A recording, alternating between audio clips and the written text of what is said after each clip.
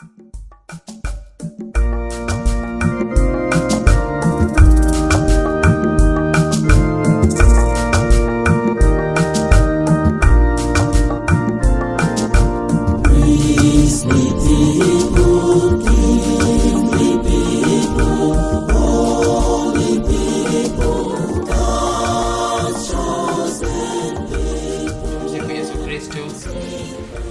is good.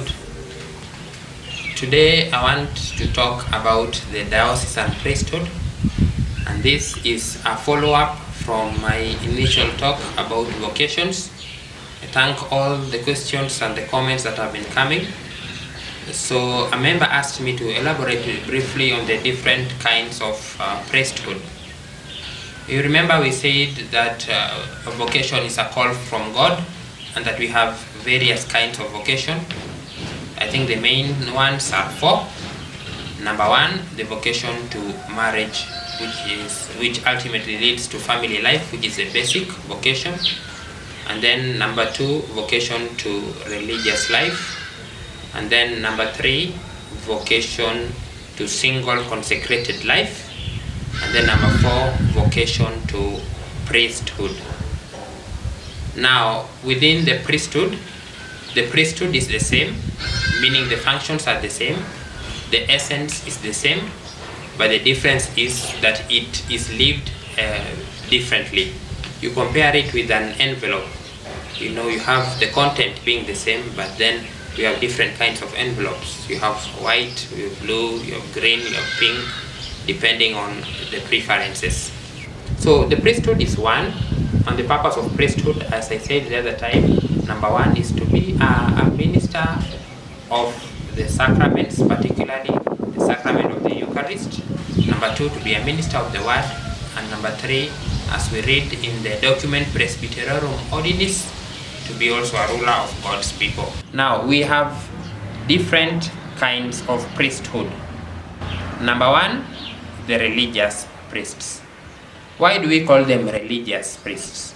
Not that they are more religious than others, but simply because traditionally they followed a rule. You can have the rule of Saint Benedict, the rule of Saint Francis, or the rule of Saint Dominic, among others. They are religious priests because they profess the three religious vows just like other religious brothers and sisters, and they live in a community. So other than the religious priests, we have secular priests. Why do we call them secular priests? It's not that they are secular in the sense of worldly, but these secular priests do not follow a rule. You remember the religious priests, we call them religious because they follow a rule. They are regular, like the rule of Saint Benedict, the rule of Saint Francis. The secular priests do not follow any rule. We have various categories of secular priests. First, we have priests who are secular, but they belong to apostolic societies. You can have, for example, the St. Patrick's missionaries, Mill Hill missionaries, Maryknoll fathers, to mention but a few. These ones are bound by their constitution. And then we have also secular priests who belong to a prelature. For example, we have the priests who are incardinated in the prelature of Opus Dei. They are working and they serve under their prelate, who sometimes can also be a bishop. And then we also have other prelatures, for example, the ones that are in England, about the priests who are once Anglican priests, but then later were ordained to be Catholic priests. They also have their own prelature, which is not territorial, but it is more personal. Then we have the diocesan priests, which I want to talk a bit more about, and which I am also one of them. A diocesan priest, as the name suggests, is a priest who is ordained for the diocese and principally is supposed to work in a diocese. He is opposed to a missionary priest. You notice that among the religious priests, we can also have missionary priests. Among the secular priests, we also have missionary priests. An example of a religious order that are also missionaries. You can talk of the Consolata missionaries or the Comboni missionaries. An example of secular priests within the apostolic societies who are missionaries are the St. Patrick's missionaries or the Mill Hill missionaries. The diocesan priests, different from the missionary priests, are taken from among the people and serve in the diocese under the bishop. We have no constitution like the priests in apostolic societies, but we have our rule of life that has been developed by the bishop conferences. Like, for example, in Kenya, we have one that was developed by the Commission for the Clergy and the Religious under KCCB in the year 2010. So a diocesan priest is a secular priest who works within a diocese and is ordained to work within a diocese and under a bishop. We are not religious because we do not have any rule. We are not priests who belong to an apostolic society because we are not governed by any other constitution, but we can simply have, as it is for the case in Kenya, our own rule of life. So we work in a diocese and we work in various areas. We work majorly, we are ordained to work in parishes. Secondly, we also work in institutions within the diocese, in schools, in universities, in colleges, in other institutions. And then we also assist in various offices within the diocese, for example, the several ecclesiastical offices, and we may be called upon for any other duty that our local ordinary, who is our bishop, might see fit. Of course, there are several reasons why one would want to become a diocesan priest, but I would like to summarize those reasons to 5. Number 1 is stability. Why stability? Because you realize that the church needs some sense of stability here and there. The missionaries come, they implant the gospel, they preach, but again they move to the other villages, for they must preach there also. And as they move, the diocesan priests, that is we come and we continue propagating that seed and making that that church that has been implanted, that seed of faith, to take root. So a church or a diocese is more stable when it has quite a number of diocesan priests, and diocesan priests are essential in the mission of evangelization in the universal church. Number 2 is secularity.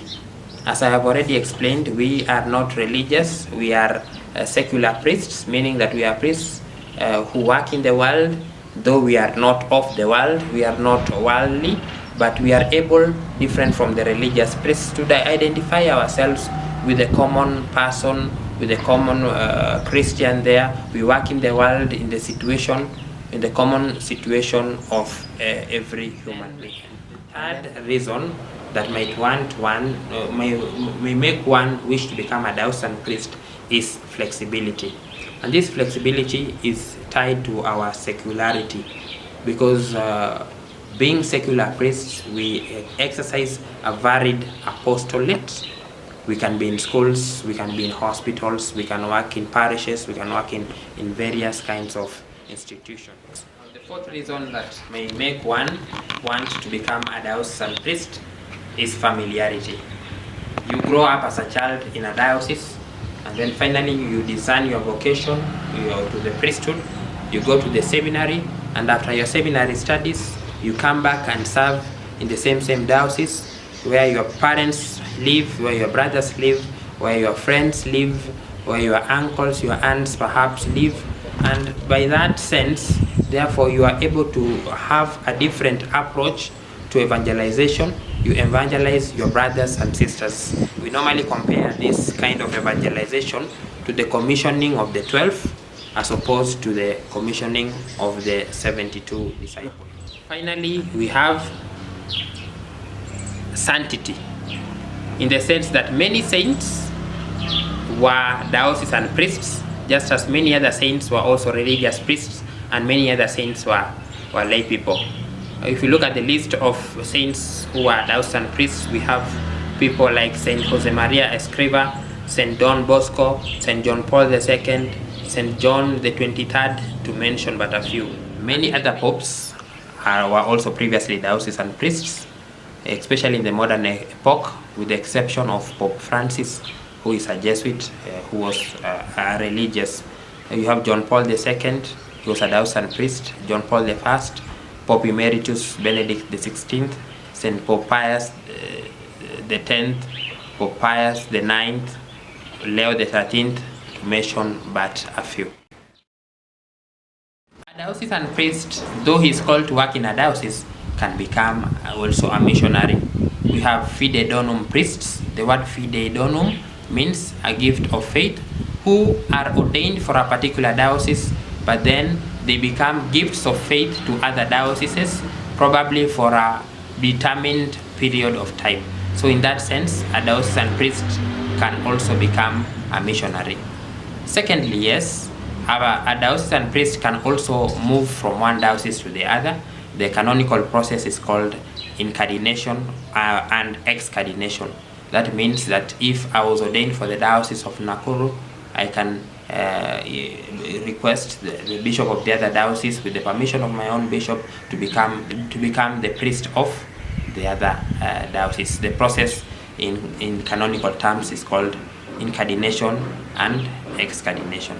So for a young man watching me today and wondering which kind of priesthood, or whether desiring to come into the priesthood, I want to encourage you to think deeply about becoming a diocesan priest, serving your local community, serving your local church, giving back to your local church, which has given you